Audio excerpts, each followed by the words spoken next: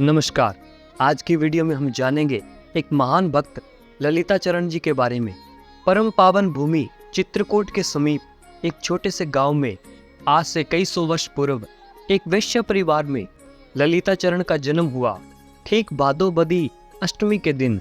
भादो की अष्टमी हिंदू मात्र के लिए अत्यंत पुनीत है। इसी पुण्य पर्व पर ललिताचरण ने माता की कोख को धन्य किया। ललिताचरण अपने माता पिता का एकमात्र लाडला लाल था।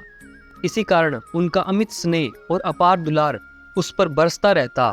वह उनकी आंखों का तारा था। उसका एक क्षण भी बिछोह उनके लिए असहनीय था। पिता दुकान पर रहते और माता घर का कामकाज करती। प्रातःकाल स्नान आदि करके पिताजी हनुमान चालीसा का पाठ करते और माता तुलसी के पौधे में जल देती, सूर्य नारायण को अर्घ्य देती और फिर हनुमान जी को पुष्प पत्र चढ़ाकर प्रसाद बांटती। यही उनका नित्य नियम था। ललिता भी माता के साथ ही लगा रहता और उनके सभी कृत्यों को एक कुतूहल भरी दृष्टि से देखता। बचपन में जो संस्कार पड़ जाते हैं वे कच्चे घड़े पर खिंची हुई रेखा के समान मिटते नहीं। ललिता को 5-7 वर्ष की उम्र में श्री हनुमान चालीसा का पाठ कंठस्थ हो गया और वह बड़े प्रेम से अपनी माता के साथ बैठकर श्री हनुमान जी का पाठ करता। यूं ही करते करते उसकी श्री हनुमान जी में और हनुमान चालीसा में प्रीति हो गई और वह हर दिन बढ़ती ही गई।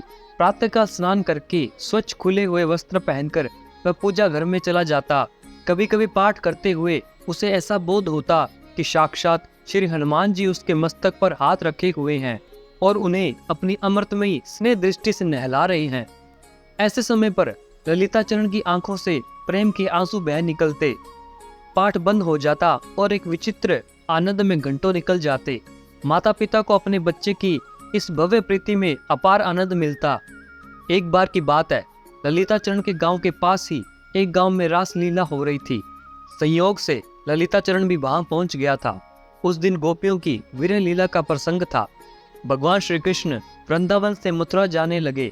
गोपियां नाना प्रकार विलाप करती हुई और लोकलाज आदि की परवाह न करती हुई ऊंचे स्वर में चिल्ला चिल्लाकर हे गोविंद, हे दामोदर, हे माधव कहकर रुदन करने लगी। उधर गोपियां रो रही थी, इधर ललिताचरण रो रहा था। आज एकाएक उसने अपने को गोपी भाव में तल्लीन पाया। घंटों उसकी विचित्र दशा रही। आंसू से उसकी वक्षस्थल भीग गया। आहों और सिसकियों का तांता लग गया। हृदय में सोया हुआ विरह जाग पड़ा। रास लीला चल रही थी। गोपियों की दशा देखकर उद्धव जी मथुरा लौटकर आ गए और बड़े ही करुण स्वर से राधिका जी की दशा का वर्णन कर रहे थे। ललिताचरण को मालूम हुआ यह श्री राधा जी की दशा उद्धव जी श्री कृष्ण से निवेदन नहीं कर रहे हैं, अपितु साक्षात श्री हनुमान जी ही अपने प्रिय भक्त ललिता की वीर व्यवस्था श्री कृष्ण को सुना रहे हैं। रास लीला में से लौट आने पर भी कई दिनों तक ललिताचरण उसी दशा में रहे। खाना पीना कुछ भी अच्छा नहीं लगता था। न किसी से कुछ कहते, न किसी से कुछ सुनते। दिन रात रोते ही रहते। हाँ, बीच बीच में श्री हनुमान चालीसा का पाठ चलता रहता, क्योंकि उनके हृदय में यह दृढ़ विश्वास था कि वह सब कुछ श्री हनुमान जी की कृपा से प्राप्त हुआ है। रात को उसने एक दिन स्वप्न में सुना, अब वृंदावन जाकर श्री अंगनाथ जी के दर्शन करो, वहाँ तुम्हारी इच्छाएं पूरी हो जाएंगी। भगवान ने अपने चरणों में तुम्हें स्वीकार कर लिया है। स्वप्न टूटने पर ललिताचरण ने श्री हनुमान जी के संकेत को स्पष्ट समझ लिया और वृंदावन की तैयारी कर ली। रात को फिर स्वप्न में श्री हनुमान जी ने प्रकट होकर द्वादशाक्षरी श्री वासुदेव मंत्र उसके कान में चुपके से सुनाया और एक तुलसी की माला छोड़ गए।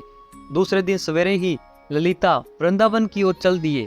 वृंदावन में पहुंचते ही ललिता की दशा कुछ और ही हो गई। जैसे युगों की बिछड़ी हुई पत्नी अपने पति के घर आ गई। जीव मात्र उस प्रियतम से मिलने के लिए व्याकुल है। वह यहाँ रुकता, वहाँ रुकता, परंतु यहाँ वहाँ की किसी भी चीज से उसे कोई सांत्वना नहीं मिलती।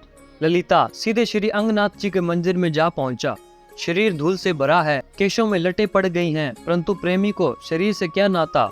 दिन भर ललिता श्री अंगनाथ जी के मंदिर की सीढ़ियों पर बैठा रहता और रात को नगर से दूर करेल की कुंजों में चला जाता। वहाँ उसे भगवान की लीलाओं के दर्शन होते। कभी गोपाल कृष्ण की माखन चोरी देखता तो कभी गोपियों के साथ नृत्य करते हुए भगवान के रास का दर्शन करता। एक एक करके सारी लीलाएं उसके सामने खुलती जाती। कभी कभी वह स्वयं रास में सम्मिलित होकर भगवान के साथ नाचता। दाहिना हाथ श्री कृष्ण के हाथ में, बायां हाथ भी श्री कृष्ण के हाथ में। कहाँ रहता है, क्या खाता पीता है, इसे कोई जानता नहीं था। वह स्वयं भी नहीं जानता था कि वह कहाँ से ये सब क्या हो रहा है। एक वृद्ध महात्मा रोटी और छाछ उसे पहुंचा जाया करते थे। वह चुपचाप उसे लेकर यमुना जी के किनारे चला जाता और फिर उसे पाकर फिर 2-4 चुल्लू यमुना जल पीकर अलमस्ती में डोला करता था। हनुमान जी की दी हुई तुलसी की माला गले में थी और उनका दिया हुआ वासुदेव मंत्र हृदय में अखंड रूप से जागृत। आंखों के सामने आने वाला समस्त रूप, कानों को सुन पड़ने वाला प्रत्येक नाम श्री कृष्ण का ही नाम हो गया था। सभी रूप उसी अरूप रूप में घुल मिल गए थे। सभी नाम उस दिव्य नाम में लय हो चुके थे। कानों में जो कुछ सुनता उसमें श्री कृष्ण ही सुनाई पड़ते। आंखों को जो कुछ भी देखता उसमें श्री कृष्ण ही दिखाई पड़ते। 15-16 वर्ष इस प्रेम में एक क्षण की भांति बीत गए। एक भाव, एक रस में सारा समय। ललिता अब ललिता चरण नहीं था, वह अब साक्षात ललिता सखी बन गया था। आज रास का अपूर्व समारोह है। समस्त वृंदावन की कुंजों में दिव्य उन्माद नृत्य कर रहा है। ललित त्रिभंगी श्याम सुंदर ने बंसी बजाई। अपनी मुख अष्ट सखियों के साथ श्री कृष्ण रास में पधारे। फिर सहस्त्र सहस्त्र गोपियां पधारी। धन्य है वे जो भगवान की इस दिव्य वंशी ध्वनि के आवाज को सुनते हैं और सुनकर लोक और कुल की मर्यादा का भंग करके सदा के लिए कृष्ण के साथ चल देते हैं। फिर तो मिलन होता ही है, अवश्य होता है। आज ललिता ने भी हृदय खोलकर हरि के वंशी पथ का अनुसरण किया। रास मंडली में उसे भगवान ने सम्मिलित कर लिया और फिर भगवान ने सखी ललिता जी को संकेत किया। उन्होंने भगवान का गुप्त संकेत समझकर ललिता को अपने हृदय में छिपा लिया। ललिता में लीन हो गया, भगवान की प्रणयिनी का पद पा गया। उसके बाद वृंदावन में श्री रंगनाथ जी की सीढ़ियों पर वह पागल फिर नहीं दिखाई दिया। दिखता कहाँ से, वह तो अपने स्वरूप में प्रवेश कर चुका था। बोलो हरे कृष्णा कृष्ण कृष्ण हरे हरे।